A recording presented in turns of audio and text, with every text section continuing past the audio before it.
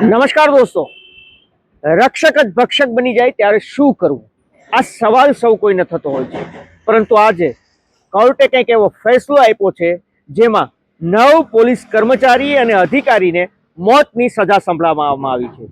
આ જલ્લાદોએ જે કાંડ કર્યો છે તે આપ વિડીયોમાં સાંભળીને આપ પણ બોલી ઉઠશો કે આ પોલીસ કર્મીઓ કરતા તો ગલીના ગુંડાઓ સારા છે.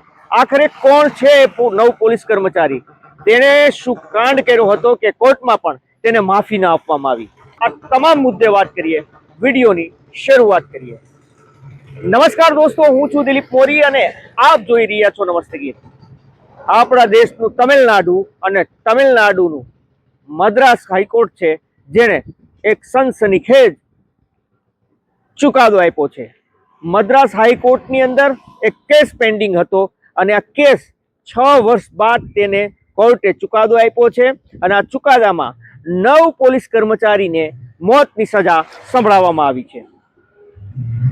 તમિલનાડુનું મદુરાઈ છે. વાત છે 2020ની, જ્યારે આ લોકોએ કાંડ કર્યો હતો. 2020નું વર્ષ હતું, મતલબ કે કોરોનાનો સમય હતો. આ સમયની અંદર આપણા દેશભરમાં લોકડાઉન હતું અને ત્યારે દુકાનો પણ બંધ હતી. આ સમયે અમુક નિયમો બનાવવામાં આવ્યા હતા કે કેટલા સમય માટે દુકાન ખુલ્લી રાખવી, કેટલા સમય માટે બંધ રાખવી. આ તમામ નિયમો છે તે બનાવવામાં આવ્યા હતા અને નિયમોનું પાલન છે તે આ પોલીસ કર્મચારીઓ કરાવતા હતા. અને આવા જ એક પિતા અને પુત્ર છે મદુરાઈની અંદર, જે પોતાની મોબાઈલની દુકાન ચલાવતા હતા.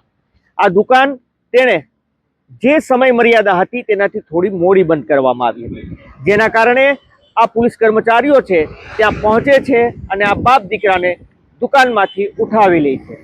તેને ઉઠાવ્યા બાદ તેને પોલીસ સ્ટેશન લઈ જવામાં આવે છે અને પોલીસ સ્ટેશન લઈ ગયા બાદ તેને ન્યૂડ કરીને બેરહેમીપૂર્વક રાતભર તેને પીટવામાં આવે છે, તેને માર મારવામાં આવે છે અને આખરે આ માર મારવાની ઘટનાની અંદર એ પોલીસ સ્ટેશન સહિત કુલ 10 પોલીસ કર્મચારીઓ હતા જેણે આ પિતા પુત્રને બેરહેમીપૂર્વક માર માર્યો હતો અને માર મારવાના કારણે આ બંનેના મોત થયા હતા. મતલબ કે આ બંનેના પોલીસ સ્ટેશનની અંદર કસ્ટોડિયન ડેથ થઈ હતી અને આ સમગ્ર મામલે દેશભરમાં રોષ વ્યાપ્યો હતો. લોકો છે તે ન્યાયની માંગ સાથે રોડ ઉપર ઉતરી આવ્યા હતા. સવાલ હતો કે જેને રક્ષાની જવાબદારી સોંપવામાં આવી છે એ જ નરાધમ પોલીસ કર્મચારીઓ ભક્ષક બન્યા છે અને પિતા અને પુત્ર બંનેને એક સાથે મોતને ઘાટ ઉતારવામાં આવ્યા છે. આ સમગ્ર મામલે સરકાર છે તે ચિંતિત બને છે, કારણ કે લોકોમાં પણ ખૂબ રોષ વ્યાપ્યો હતો અને સમગ્ર મામલો છે તે સીબીઆઈને સોંપવામાં આવે છે. સીબીઆઈ આ કેસની તપાસ કરતી હતી. એ પીએમ રિપોર્ટમાં અને સીબીઆઈના રિપોર્ટમાં સામે આવ્યું કે આ પિતા અને પુત્રને 1-2 કલાક નહીં પરંતુ રાતભર 10 પોલીસ કર્મચારીઓ છે તે બર્બરતાપૂર્વક માર મારતા રહ્યા, તેને પીટતા રહ્યા. તેને આ બોડીની અંદર રક્તસ્રાવ ખૂબ મોટા પ્રમાણમાં થયો હતો અને તેને માર મારવાના કારણે, રક્તસ્રાવના કારણે આ પિતા પુત્રનું મોત થયું છે. એ રિપોર્ટમાં સામે આવે છે અને આ રિપોર્ટ છે તે મદ્રાસ હાઈકોર્ટની અંદર જ્યારે આપવામાં આવે છે ત્યારે હાઈકોર્ટ છે તે પણ ખૂબ જ કડક વલણ દાખવે છે.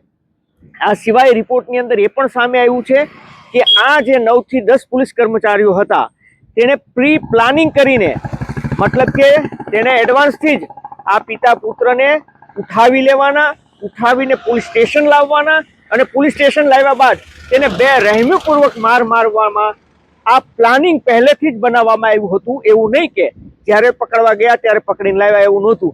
સૌપ્રથમ પ્લાન બનાવ્યો હતો, ત્યારબાદ આ પિતા પુત્રને લઈ આવે છે અને ત્યારબાદ તેને પીટવામાં આવે છે, તેને મારવામાં આવે છે અને આ સમગ્ર કેસને લઈને કોર્ટે નોંધ્યું છે કે આ પોલીસ કર્મચારીઓ ઉપર અગર રહેમ કરવામાં આવે, તેને માફી આપવામાં આવે અથવા તો તેને સજા ઓછી આપવામાં આવે તો આવા અનેક એવા જલ્લાદો પોલીસ કર્મચારીઓ હોય છે જે આના જેવા પાપ કરતા રહેશે.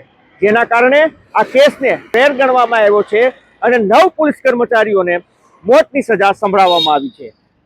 કુલ 10 પોલીસ કર્મચારીઓ છે તે આ કેસમાં સામેલ હતા. 10 સામે ફરિયાદ નોંધાઈ હતી, 10 સામે આરોપ હતા. પરંતુ કોવિડ કાળ દરમિયાન એક પોલીસ કર્મચારીનું એમાંથી મોત થયું હતું અને આ 9 પોલીસ કર્મચારી છે તેના સામે આ કેસ છે તે ચાલતો હતો. અને આ સમગ્ર મામલે હવે મદ્રાસ હાઈકોર્ટે ચુકાદો આપ્યો છે અને આ તમામ 9 પોલીસ કર્મચારી છે તેને મોતની સજા સંભળાવવામાં આવી છે. આ જે કસ્ટોડિયલ ડેથ હોય છે તેને ખૂબ ગંભીર માનવામાં આવે છે, કારણ કે જે પોલીસના જાપ્તામાં હોય છે, જે પોલીસના અંડરમાં હોય છે, અગર એ વ્યક્તિને એ બેરેકની અંદર કંઈ થઈ જાય તો આ કેસ ખૂબ મોટો બને છે. અને આ કેસમાં પણ કંઈક આવું થયું છે કે રાતભર પોલીસ કર્મચારી છે તે આ પિતા અને પુત્રના કપડાં કાઢીને તેને મારતા રહ્યા અને તેના કારણે એટલી હદે મારવામાં આવ્યો કે આ લોકોના જીવ જતા રહ્યા.